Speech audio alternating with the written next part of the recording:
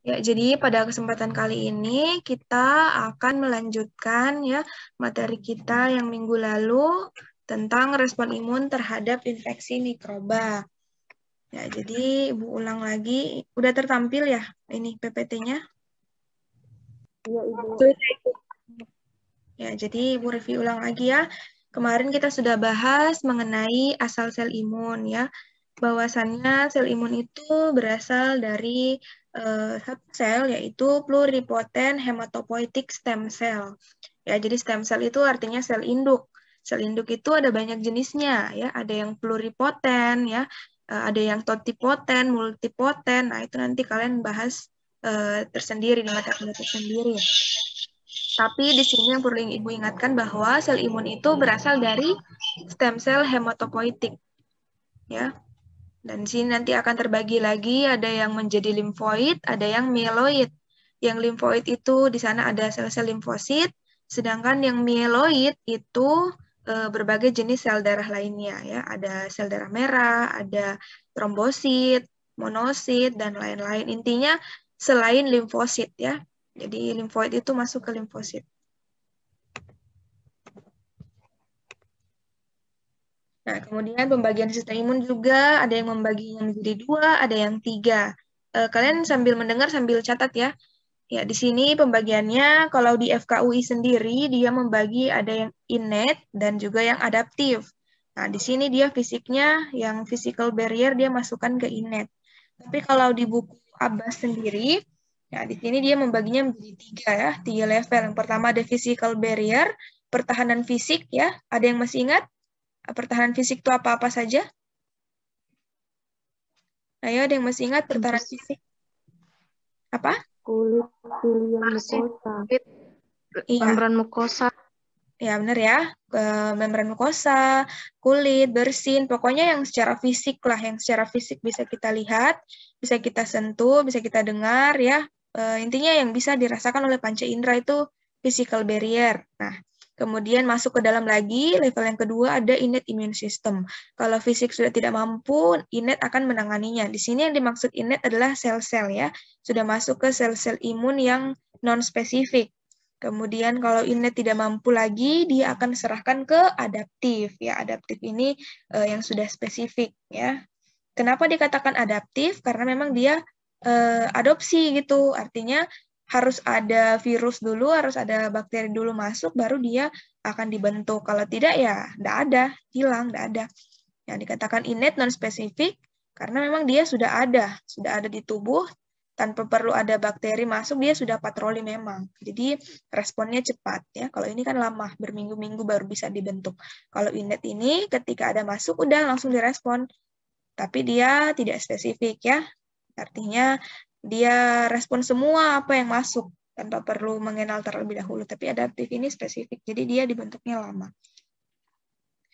Nah, ini untuk physical barrier-nya, kemarin Ibu juga sudah bahas ya, virus-virus apa saja yang masuk melalui apa, akan direspon oleh apa. Nanti bisa dibaca. Kemudian ini adalah yang innate-nya.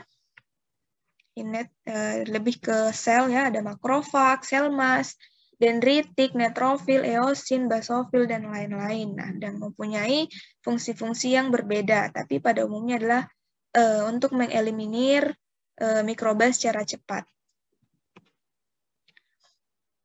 Ini adalah mekanismenya bahwa perbedaannya terletak pada kecepatan merespon ya. Kalau di sini dilihat innate itu responnya dalam jam ya. Dia ketika ada masuk dari 0 jam pun dia sudah bisa merespon ya, sampai 12 jam. Tapi kalau dalam 12 jam ini innate tidak mampu, dia akan serahkan ke adaptif ya. Jadi dari mulai 13 jam sampai ke 24 jam atau ke 1 hari ya.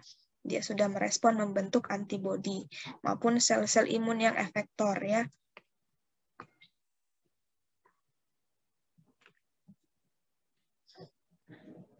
Nah, sekarang ini innate juga sudah kemarin ya. Oh ya, masih innate. Nah, bahwa respon imun innate itu ada dua prinsip utama. Entah dia mau kembangkan respon antiviral atau antivirus, atau dia mengembangkan respon inflamasi untuk membunuh mikroba ya, berbeda-beda. Virus ini memang penanganannya agak sedikit berbeda. Kalau yang inflamasi ini lebih ke bakteri, jamur, parasit, semuanya masuk ke sini. Tapi khusus untuk virus, dia mempunyai mekanisme respon yang berbeda ya. Dia menggunakan interferon. Karena memang virus itu kan dia menginfeksi di dalam sel ya, jadi harus penanganannya khusus. Tapi kalau yang menginfeksi di luar sel seperti bakteri, jamur, nah itu kan responnya melalui respon inflamasi. Tentunya tergantung dengan jenisnya. Tapi ada juga bakteri nih, bakteri yang menginfeksi di dalam sel. Nah itu responnya mirip dengan respon antivirus.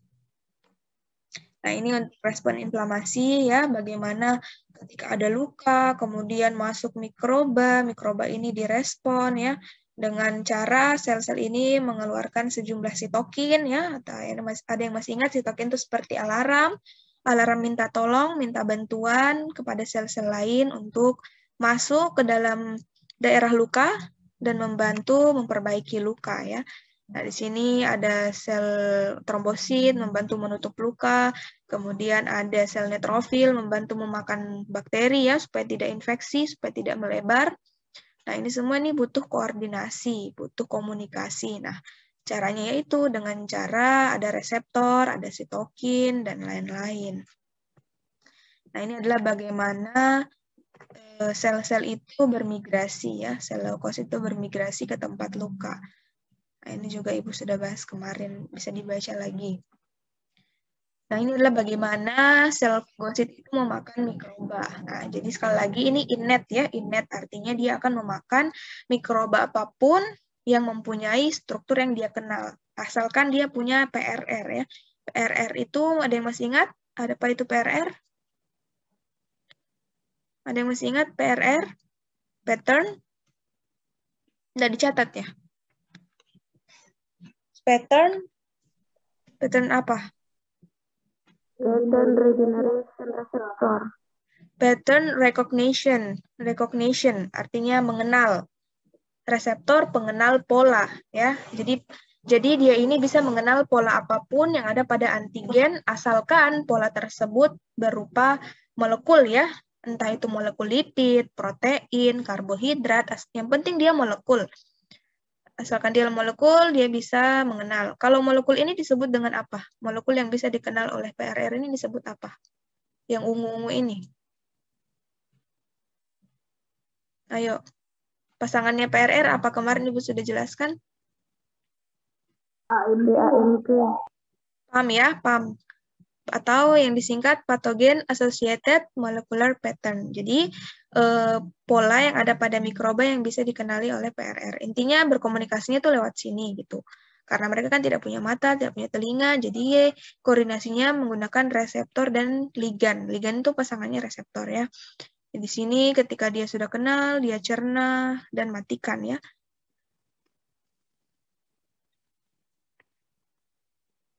Ini pertahanan antivirus ya, bagaimana melindungi sel untuk tidak terkena virus ataupun menghambat replikasinya, menghambat pembentukan tunasnya dan lain-lain ya. Jadi banyak sekali respon antivirus itu. Nah, ini regulasi ya, bagaimana sel-sel imun itu dimusnahkan setelah bekerja. Jadi kalau inflamasi itu kan meningkatkan respon imun, otomatis kan banyak sel-sel imun di sana. Nah, setelah mereka bekerja, sel-sel ini mau kemana gitu. Nah, itu harus diregulasi, harus ditekan lagi supaya homeostasis lagi, supaya seimbang ya, karena respon imun yang berlebih justru akan berdampak buruk bagi tubuh kita ya, akan banyak terjadi kerusakan jaringan. Makanya setelah inflamasi itu selesai, artinya bakteri virusnya sudah mati, dibunuh, nah itu mereka juga harus bunuh diri gitu, harus ditekan lagi supaya tidak menimbulkan kerusakan. Bagaimana mikroba itu melarikan diri ya, dia mampu bertahan, memanipulasi sel imun kita untuk tidak direspon. Nah ini banyak sekali jenis mikroba yang pintar, yang cerdas ya. Nah sekarang kita masuk ke respon imun adaptif ya. Ya Ibu sudah katakan tadi bahwa dia katakan adaptif sebab dia itu perlu pajanan terlebih dahulu. Dia perlu adapt, kayak perlu mengenal terlebih dahulu sebelum akhirnya dia merespon. Nah, ini ada dua tipe ya, dua tipe respon imun adaptif. Ada yang humoral, ada yang cell mediated ya. Ada yang tahu apa itu humoral? Humoral immunity. Respon imun humoral. Ada yang tahu apa itu? Apa? Nyalakan mikrofonnya, Dek. Humoral. Humoral itu artinya terlarut ya. Dalam hal ini diperankan oleh antibodi. Jadi antibodi itu larut ya, larut dalam kita punya darah gitu. Kemudian cell mediated itu yang dimediasi oleh sel ya. Sel itu kan tidak larut ya, dia berenang-renang di dalam cairan tubuh. Nah, di sini bisa dilihat ya, berbeda. Humoral immunity perbedaannya dengan cell mediated adalah dari jenis mikrobanya. Kalau mikroba ekstraseluler, nah itu yang merespon adalah humoral. Dalam hal ini antibodi ya. Sekali lagi humoral itu biasanya diperankan oleh antibodi yang dihasilkan oleh sel limfosit B. Ada yang masih ingat jenis-jenis limfosit itu apa saja? Ayo jenis-jenis limfosit. Ayo limfosit apa saja? Limfosit B sama limfosit T, Bu. Nah, limfosit B dan limfosit T ya. Nah, ini berbeda. Kalau limfosit T itu dia lebih ke cell mediated ya. Dia respon imun yang dimediasi oleh sel. Kalau sel B dia tuh lebih ke humoral. Meskipun dia ini sel ya, tapi dia fungsinya itu untuk mensekresikan antibodi. Dia fungsi untuk memberikan pertahanan humoral. Artinya untuk merespon mikroba-mikroba yang ekstraseluler. Nah, di sini. Kenapa dia hanya bisa merespon ekstraseluler? Karena ya dia tidak bisa masuk ke dalam sel antibodi ini. Ya, tidak bisa kayak seperti ini. Dia tuh hanya bisa di luar sel. Jadi pokoknya ada bakteri atau virus yang di luar sel yang jalan-jalan berenang-renang. Nah, kalau dia dapat ya dia tangkap, dia ikat, dia netralisasi seperti ini. Dia tidak bisa masuk. Nah, bagaimana untuk mikroba-mikroba yang intraseluler yang menginfeksi sel kita ya kayak TB ya, tuberkulosis itu kan intraseluler mikroba. Dia itu hidup di dalam makrofag, hidup di dalam sel-sel imun kita. Bagaimana direspon? Dia tidak punya celah di sini. Kita tahu sel itu kan punya membran yang rapat ya, semi permeable. Ada yang tahu apa itu semi permeable? Semi permeable. Ayo, ini kayaknya bahasa ini sudah dari SD kita dengar. Semi permeable. Ada yang tahu?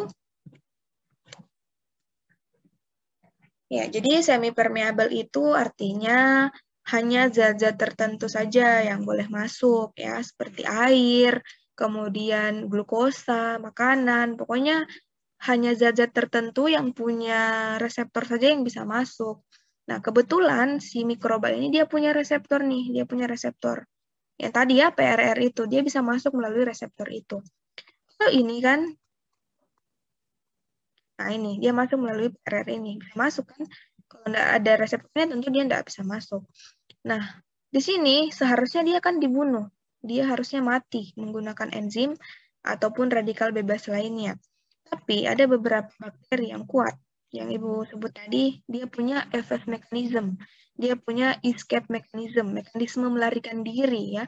Jadi di sini dia tidak direspon. Dia akan menetap di sini, berkembang biak dan lain-lain. Nah, oleh karena itu, sel kita juga harus punya pertahanan. Caranya adalah dengan mengembangkan cell-mediated immunity atau imunitas yang dimediasi oleh sel. Nah, di sini diperankan oleh ada dua, ada sel T helper dan sel T sitotoksik ya. Jadi sel T juga itu nanti ada dibagi-bagi ya. Nah, di sini contohnya ada sel T helper dan sel T sitotoksik. Namanya saja helper. Helper itu artinya apa? Nah, ini kalau enggak tahu itu terlaluan. Ya, apa? Helper? Penolong ya. Jadi namanya saja penolong, dia akan menolong sel-sel yang sedang terinfeksi. Ya, di sini bisa lihat nih. Nah, jadi dia bantu. Mekanisme bantunya pun berbeda-beda. Nah, di sini kebetulan dia bantu dengan cara mengaktifasi makrofag. Jadi dia bantu supaya lebih lebih meningkatkan efek killingnya gitu, supaya mikrobanya lebih cepat mati dibunuh oleh makrofag. Intinya dia bantu gitu. Nanti fungsinya yang lainnya juga ada, dia bantu mengaktifasi sel-sel B, kemudian sel-sel lainnya. Intinya sel T-limfosit helper itu dia membantu sel-sel lain untuk membunuh mikroba, tapi dia tidak langsung membunuh, dia hanya membantu. Nah, yang kedua ini untuk intraseluler mikroba ya, seperti virus ya, TB yang Ibu katakan tadi. Pokoknya memang tinggal di dalam sel gitu. Kalau ini kan di luar sel tapi difagosit kan, dimakan, dari luar dimakan. Tapi kalau ini memang masuk ya hanya untuk menginfeksi sel gitu, bukan karena sel yang makan, tapi karena memang tujuannya untuk menghancurkan dalam sel. Nah, lalu bagaimana mekanisme bunuhnya? Nah, di sini kita pakai sel T sitotoksik ya. Sel T sitotoksik ini ya, jadi mekanisme bunuhnya itu ya langsung saja dia lihat ada sel yang terinfeksi, daripada tambah banyak virusnya mending sel itu dia bunuh ya. Jadi selnya langsung dibunuh gitu. Biar tidak menyebar. Nanti kalau ada yang mau bertanya langsung tanya aja. Nah, ini adalah bagaimana respon imun adaptif itu dikembangkan ya. Jadi ada dua cara. Apakah itu active immunity atau passive immunity ya. Namanya saja aktif, berarti sistem imun kita tuh aktif membentuk respon imun. Kalau pasif ya kita akan dapat secara cuma-cuma tanpa perlu ada usaha. Tetapi bedanya adalah yang aktif ini akan bertahan lama karena akan membentuk memori ya, sel memori. Nah, sel memori inilah yang kita andalkan dari vaksin biasanya ya.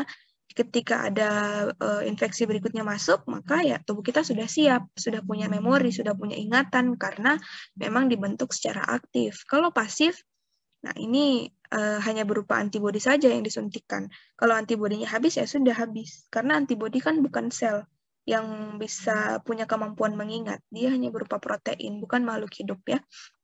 Jadi di sini dibagi dua. Active immunity itu ada natural dan artificial. Artificial ini artinya buatan ya. Kalau kita mau mempunyai imun yang kuat ya dua cara ini. Apakah kita harus terinfeksi dahulu secara natural? Misalkan COVID ya, Ibu contohkan COVID. Kita sudah pernah kena COVID, otomatis kita kebal kan? Kita punya immunity terhadap COVID tersebut karena memang imun kita bekerja untuk membentuk memori untuk mengingat bahwa COVID itu pernah masuk. Jadi kalau COVID masuk lagi ya langsung bisa merespon, kita kebal kan, nggak ngerasa sakit. Sama dengan mekanisme vaksinasi, cuma bedanya di sini adalah vaksinasi dilakukan dengan cara disengaja ya. Jadi disengaja dimasukkan virusnya dalam tubuh, tapi virusnya sudah lemah sehingga yang bekerja hanya sistem imun. Kita tidak perlu sakit lagi, kita tidak perlu kalah karena memang virusnya sudah dibuat lemah ya. Jadi ya tujuannya yaitu lagi-lagi untuk membentuk imun memori. Jadi kalau ada virus yang sama masuk, kita sudah siap gitu. Kalau yang pasif ini kita dapat secara cuma-cuma. Ada dua juga, ada natural, ada artificial. Kalau natural kita dapat dari ibu kita ya. Ketika kita bayi itu di air susu ibu itu mengandung banyak sekali antibodi yang membantu bayi untuk mempertahankan hidupnya ya, karena bayi itu kan dia punya imun belum terlalu kuat. Jadi dapatnya itu dari ibu. Jadi berupa antibodi, bukan sel ya, bukan sel. Jadi antibodi. Jadi kalau antibodinya habis dipakai ya sudah habis gitu. Tapi kan semakin beriringnya waktu, bayinya semakin besar, dia semakin mampu membentuk respon imun yang aktif ya. Jadi antibodinya akan lama-kelamaan akan habis. Kalau yang artificial, yang buatan, nah ini kita bisa kembangkan dengan antibodi monoklonal ya. Kalau sekarang itu bilangnya apa ya? Pernah itu Ibu dengar? Plasma konvalesen ya. Pernah dengar enggak plasma konvalesen? Yang sering viral di berita tuh. Plasma konvalesen. Pernah dengar enggak? Yang untuk COVID? Enggak pernah. Ya, jadi plasma konvalesen itu adalah, ya apa? Pernah dengar enggak? Jadi plasma konvalesen itu didapat dari plasma orang yang sudah pernah terinfeksi ya. Jadi misalkan ibu pernah terinfeksi, ibu donorkan plasma ibu ke orang yang belum terinfeksi dengan harapan orang tersebut bisa kebal karena ibu sudah punya antibodi gitu ya. Karena ibu sudah pernah terinfeksi, ibu punya antibodi. Nah, antibodi itulah yang disebut dengan antibodi monoklonal yang ibu berikan kepada orang lain supaya orang lain itu terlindungi. Tapi ini biasanya tidak bertahan lama ya. Jadi kalau antibodinya habis ya sudah habis. Makanya yang perlu kita kembangkan tuh dua ini. Tapi ini bahaya ya, ini bahaya kalau orang itu lemah, takutnya dia kalah dan dia akan meninggal, maka biasanya dikembangkan adalah vaksinasi. Jadi virusnya dilemahkan dulu nih. Tapi biasanya itu yang lebih bertahan lama tuh ini, yang terinfeksi secara alami gitu. Karena kan bagaimanapun juga berbeda ya, yang buatan sama yang alami. Ya, sampai sini paham? Kalau paham kita lanjut. Nah, ini Paham, Bu. ya, jadi ini ada beberapa properti ya atau fitur-fitur yang dipunyai oleh sistem imun adaptif. Nah, di sini intinya dia kelebihan yang dimiliki adaptif yang tidak dimiliki oleh innate ya. Di sini dia punya spesifisitas, dia spesifik ya. Jadi memastikan bahwa antigen-antigen yang berbeda itu dapat direspon secara spesifik. Misalkan salmonella itu kan pasti ada banyak tipenya lagi. Nah, dia sudah sampai ke tipe. Dia punya diversity itu, kalau tidak salah baca, Ibu pernah baca itu 1 kali 10 pangkat 9 berapa gitu. Pokoknya sampai struktur yang terkecil, mutasi terkecil pun dia bisa spesifik itu. Nah, kemudian dia punya diversity ya, ini ya, spesifisitas dan diversitas ini biasanya digabungkan. Kemudian dia punya mekanisme memori ya, yang Ibu katakan tadi. Nah, ini biasanya dikembangkan seperti vaksinasi ya, untuk bagaimana ketika ada patogen berikutnya yang sama masuk ya, sistem imun kita tuh sudah mengingat sehingga responnya bisa lebih cepat tanpa perlu kita harus sakit dahulu. Nah, ini pentingnya sistem imun memori. Kemudian ada clonal expansion ya, jadi dia bisa memperbanyak dirinya untuk memproduksi antibodi. Beda dengan yang innate itu tidak bisa memperbanyak dirinya. Jadi pokoknya apa yang tersedia di tubuh ya itu yang dipakai, yang dimajukan gitu. Kalau habis ya sudah kalah atau dia berikan ke adaptif. Tapi adaptif tidak, dia bisa mengembangkan clonal expansion. Nah, inilah yang biasanya dimanfaatkan ya oleh perusahaan-perusahaan sains di luar sana untuk mengembangkan kit ya, yaitu reagen-reagen yang digunakan untuk mendeteksi, karena biasanya kita menggunakan antibodi ya kalau kita mau mendeteksi sesuatu, mendeteksi antigen, maka yang kita gunakan adalah antibodi, dan sebaliknya kalau kita mau deteksi antibodi kita gunakan antigen. Nah, untuk reagen yang mendeteksi antigen, nah ini sangat berperan nih, bagaimana kita bisa memproduksi antibodi sebanyak-banyaknya, supaya kita bisa tempelkan ke dalam kaset ya, dalam kit itu, supaya bisa mendeteksi antigen. Nah, ini nanti kalian belajar sendiri di mata kuliah apa ya? Kayaknya masih imun juga deh, cuma imun yang lebih advance tuh, bagaimana cara membuat kit reagen ya, supaya bisa mendeteksi ya, memanfaatkan ini, clonal expansion. Kemudian ada spesialisasi, ada kontraksi dan hemostasis, non-reactivity terhadap sel ya. Jadi adaptif itu dia tidak reaktif terhadap host, tidak reaktif terhadap dirinya. Karena ya bahaya kalau adaptif itu malah menyerang tubuh kita. Tapi ada beberapa kondisi di mana si adaptif ini dia kehilangan arah. Dia tuh kayak apa ya? Pokoknya ada faktor yang membuat dia itu tidak mengenal tubuhnya lagi. Jadi dia menyerang tubuh sendiri. Ada yang tahu apa nama penyakitnya itu? Nama penyakit kalau ya, Lupus, Bu. iya, Lupus. ya kayak gitu ya, penyakit autoimun ya. Jadi penyakit autoimun tuh ada banyak. Namanya saja autoimun. Jadi imun itu auto. Dia menyerang dirinya sendiri, menyerang hostnya sendiri gitu. Padahal kan itu tentara kita. Kenapa dia mau menyerang diri kita sendiri? Nah, itu ada banyak faktor ya. Contohnya ya ada penyakit lupus, apalagi penyakit-penyakit autoimun. SLE ya, lupus. Kemudian apa lagi? Yang kalian tahu? Ada rheumatoid faktor ya, rheumatoid arthritis. Nah, itu pokoknya penyakit-penyakit yang justru sel imun itu berbalik arah menyerang diri kita sendiri gitu. Nah, itu dibahas di berikutnya. Tapi secara umum dia non-reaktif terhadap self. Nah, ini spesifikasinya. Kita lihat di sini bahwa kalau dia merekognisi mengenal antigen X, maka yang diproduksi ya antibodi terhadap antigen X saja, tidak bisa antigen Y. Begitupun sebaliknya. Kalau dia mengenal yang direkognisi adalah antigen Y, maka yang dia produksi ya antibodi Y. Tidak bisa antibodi Y pergi serang antigen X. Nah, ini tidak bisa, karena emang dia spesifik gitu. Nah, ini untuk mekanisme memorinya ya, bisa dilihat di sini. Ini ada naive cell ya. Ada naive cell atau sel yang masih polos gitu, artinya yang masih naif, yang belum terpapar antigen apapun gitu. Nah, ketika masuk antigen X, di sini masuk, nah maka akan direspon kan, direspon. Nah, di sini yang akan dibentuk adalah antibodi terhadap antigen X kan ya. Nah, bisa lihat di sini. Nah, ini adalah sel B yang anti terhadap X, ini anti terhadap Y.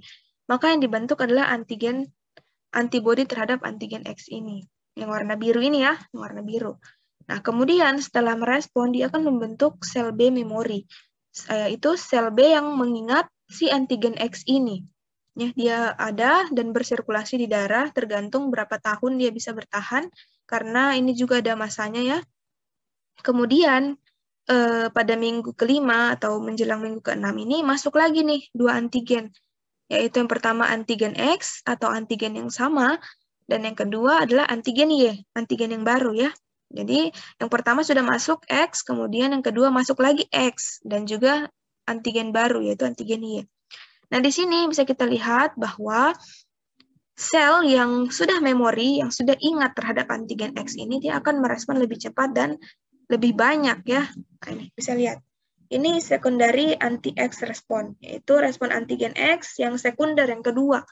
Nah, di sini bisa lihat titernya lebih tinggi. Ini kan titer ya, serum antibody titer, ini time-nya. Jadi dia lebih cepat dan juga lebih banyak diproduksi. Karena ya, dia sudah pernah kena dan dia sudah kenal gitu. Dan ada memorinya. Jadi kalau masuk ya, responnya langsung cepat, tanpa perlu kita sakit dahulu. Nah, di sini bisa dilihat yang untuk antigen Y, ya dia baru merespon, dia baru membentuk, ya baru mengenal. Jadi dia jumlahnya tidak terlalu banyak. Nanti kalau antigen Y lagi sudah Ibu. Ya, kita lanjut nih. Jadi kurang lebih seperti itulah kalau memori itu, kalau dia sudah pernah terpajan sebelumnya, kalau dia terpajan kedua kalinya ya responnya lebih cepat ya, karena dia punya yang namanya sistem memori, sistem ingatan ya.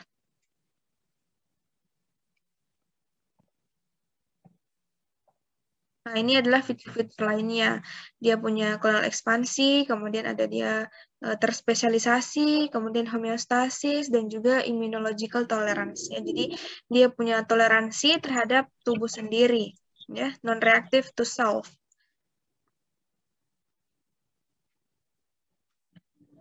Nah, ini adalah bagaimana respon imun adaptif terhadap mikroba ya. Kurang lebih ada 5 step di sini. Yang pertama step inisiasi ya. Inisiasi di sini adalah step pengenalan ya. Pertama-tama tentunya dikenalkan dulu nih kepada sistem imun adaptif, karena sekali lagi adaptif itu tidak akan bisa merespon kalau tidak diperkenalkan dahulu. Jadi dia butuh pengenalan dahulu. Kalau innate kemarin kan dia hanya secara umum saja, pokoknya ada mikroba masuk udah hajar. Tapi kalau ini perlu ada pajanan terlebih dahulu, perlu dipresentasikan dulu. Nah, oleh karena itu di sini ada yang namanya antigen presenting cell ya, atau APC. Sel yang bertugas mempresentasikan atau menyajikan antigen kepada sistem imun adaptif. Dalam hal ini kepada sel T maupun kepada sel B. Nah, makanya tahap yang pertama adalah antigen recognition. Jadi pengenalan antigen, dikenali dulu nih ya. Makanya dia lama dibentuk karena dia butuh pengenalan dulu. Karena sekali kenal ya dia spesifik, dia langsung bunuh sesuai target gitu. Tidak membabi buta gitu aja. Nah, di sini ada sel T naif, ada dan juga ada sel B ya. Di sini setelah pengenalan tahap kedua adalah capture dan display of microbial antigen. Nah, sudah kemudian ada cell mediated immunity. Imunitas yang dimediasi oleh sel. Oleh karena itu, setelah dikenali di sini, setelah rekognisi, dia akan melakukan clonal expansion. Seperti yang Ibu jelaskan tadi, dia akan memperbanyak diri ya. Namanya saja expansion. Expansion tuh kayak mengekspansi gitu, memperbanyak diri ya. Jadi dari satu klon menjadi banyak klon. Nah, di sini setelah memperbanyak diri, dia akan terdiferensiasi ya. Yang awalnya masih sel B, dia akan terdiferensiasi menjadi yang namanya antibody producing cell atau yang biasa disebut dengan sel plasma ya. Jadi diingat bahwa awalnya itu sel B. Jadi kalau sel B sudah mengenal antigen, dia akan terdiferensiasi, merubah dirinya menjadi sel plasma ya. Jadi sel plasma inilah yang nanti akan mensekresikan antibodi, mengeluarkan antibodi ya. Jadi sel plasma ini sebenarnya adalah sel B itu sendiri yang mengalami diferensiasi. Nah, kalau sel T di sini, sel T dia akan berdiferensiasi menjadi sel T efektor ya, yang awalnya masih naif. Naif itu artinya belum terpajan apapun, yang masih polos, dia akan menjadi efektor, menjadi aktif gitu. Jadi di sini APC fungsinya itu ada banyak ya, selain memperkenalkan, bisa juga mengaktifkan. Jadi dia kenalkan dulu nih kepada sel T dan sel B. Setelah dikenalkan, ya dia bisa langsung mengaktifasi. Tapi kalau sel B di sini dia bisa langsung ya, karena dia punya reseptor, yang notabene reseptor itu adalah antibodi itu sendiri yang belum terlepas ya. Jadi antibodi itu sebenarnya adalah reseptor sel B itu sendiri. Jadi kalau dia sudah terlepas ya namanya secreted antibody. Antibodi yang disekresikan. Tapi kalau belum terlepas, dia masih bisa reseptor terhadap virus-virus atau bakteri-bakteri intrasel ya. Dia bisa mengenal dulu, baru dia sekresikan. Nah, jadi di sini ada menjadi antibodi dan juga menjadi sel T yang efektor, yang bisa langsung menuju target gitu. Nah, setelah itu dia akan mengeliminasi antigen tersebut. Jadi kan sudah ada nih antibodi yang diproduksi banyak ya. Ini antibodi apa? Tentunya antibodi yang spesifik terhadap antigen ini ya. Jadi dia kenal dulu nih.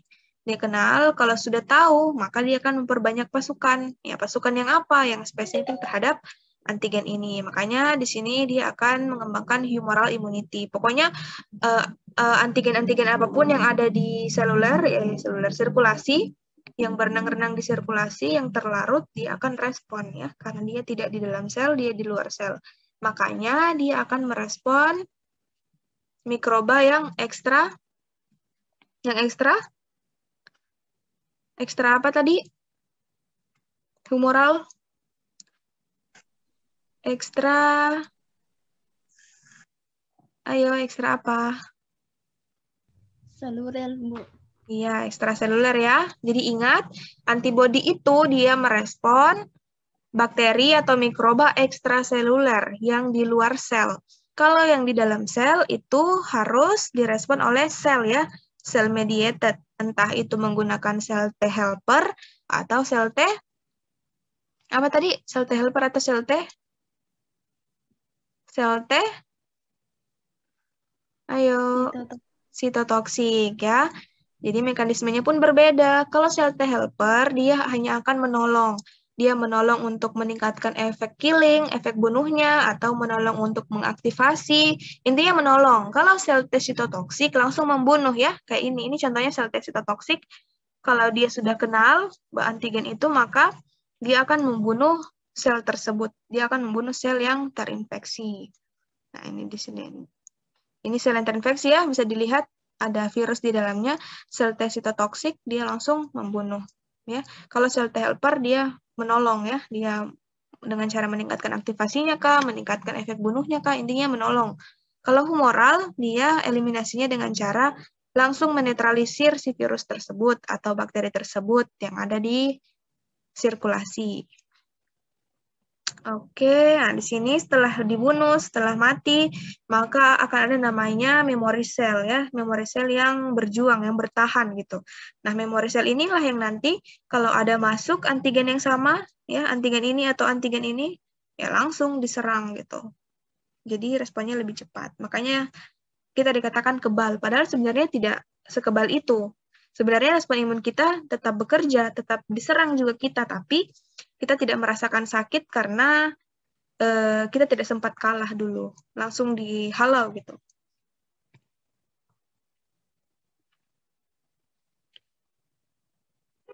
Ya, kita lanjut ya. Nah, sekarang kita masuk pada pengantar imunoasai dasar ya. Jadi nanti praktek kita itu lebih ke imunoasai. Bagaimana kita mendeteksi berbagai jenis ya, virus kah atau bakteri, jamur, parasit ya, berdasarkan antigen atau antibodi. Entah kita mau deteksi antigen